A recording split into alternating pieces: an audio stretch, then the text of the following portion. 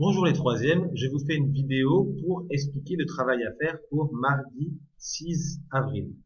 Normalement, vous avez déjà regardé une première vidéo de Yvan Monka avant celle-ci. Normalement, celle-ci, c'est la deuxième vidéo à voir. Si vous n'avez pas vu la première vidéo, cliquez sur pause sur cette vidéo et allez voir la première vidéo. Cette première vidéo, c'est le lien qui est affiché ici sur le PDF de la leçon. Et donc, ici, là, le document que je vous présente, c'est la leçon qui est dans ce Classroom aussi. Et donc, d'abord, vous devez regarder une première vidéo. La première vidéo, il explique comment trouver les diviseurs d'un nombre. Ici, je vous rappelle dans la leçon, la partie 1, qu'on vous rappelle les règles que vous avez apprises en sixième pour savoir si un nombre est divisible par 2, 5, 10, 3 ou 9.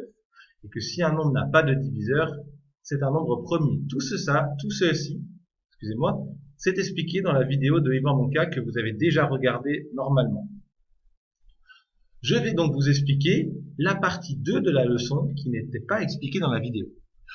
Quand vous avez trouvé tous les diviseurs d'un nombre, par exemple tous les diviseurs de 60, j'ai écrit ici tous les diviseurs de 60, et tous les diviseurs de 100 que j'ai écrit ici. Une fois qu'on a la liste des diviseurs de deux nombres, on peut regarder les diviseurs que ces nombres ont en commun. Par exemple, regardez, dans 60, il y a 1, 2, 4, 5, 10 et 20. Et dans 100, il y a aussi 1, 2, 4, 5, 10 et 20. On peut dire que les diviseurs communs à 60 et 100 sont 1, 2, 4, 5, 10 et 20. Ces nombres-là, 1, 2, 4, 5, 10 et 20, ils peuvent diviser et 100 et 60. Ils sont donc des diviseurs communs à 60 et 100.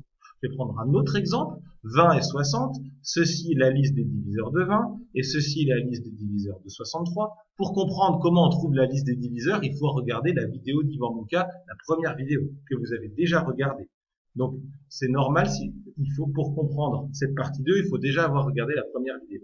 Et donc, quand vous avez écrit la liste des diviseurs, vous pouvez regarder que pour 20 et 63, ils ont un seul diviseur commun, c'est 1. Donc le seul diviseur commun à 20 et 63, c'est 1.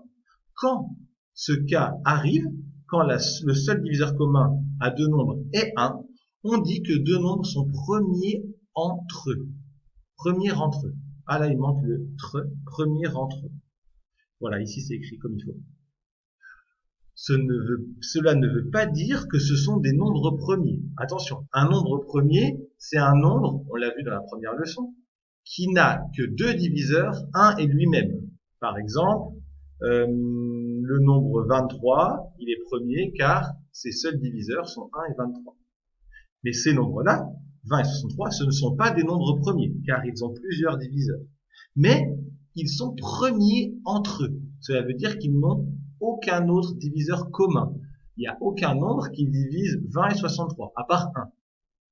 Voilà comment on dit que deux nombres sont premiers entre eux. Et l'exercice que vous devez faire, l'exercice 1, c'est cet exercice. Donc vous ouvrez votre cahier d'exercice, dans la partie exercice, et vous faites cet exercice 1. Ici, vous voyez cette cible, c'est la cible de tous les nombres premiers qui sont plus petits que 100. 2, 3, 5, 7, 11, 13, tous ces nombres sont des nombres premiers. Je vais vous donner un exemple de l'exercice à faire. Ici, cet exemple, c'est 8 et 9. Qu'est-ce que vous devez faire dans cet exercice? Je vous donne deux nombres, par exemple 8 et 9, mais vous ferez avec 18 et 32, 18 et 27. Vous devez écrire la liste des diviseurs de ces deux nombres. Par exemple, quels sont les diviseurs de 8? 1, 2, 4, 8. Quels sont les diviseurs de 9? 1, 3, 9. Ça, c'est moi qui ai fait ce travail, donc ce travail, vous le faites pour chacune de ces paires. Et après, vous dites, quels sont les diviseurs communs de 8 et 9? Ah, là, le seul diviseur commun, c'est 1.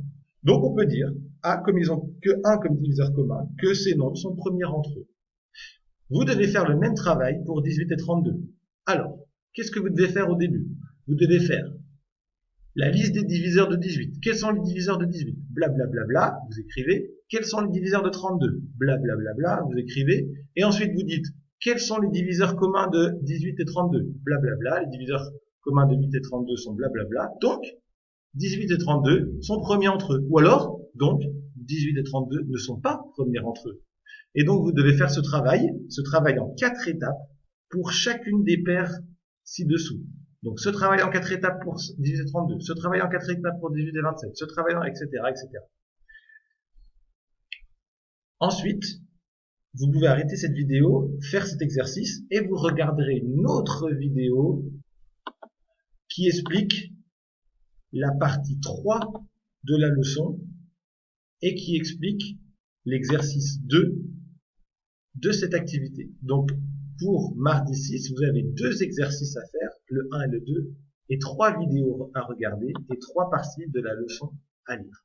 Tout ceci est expliqué dans le Classroom, toutes les étapes du travail que vous devez faire les unes après les autres. Pour l'instant, vous faites l'exercice 1 et c'est tout, et après vous regarderez une autre vidéo.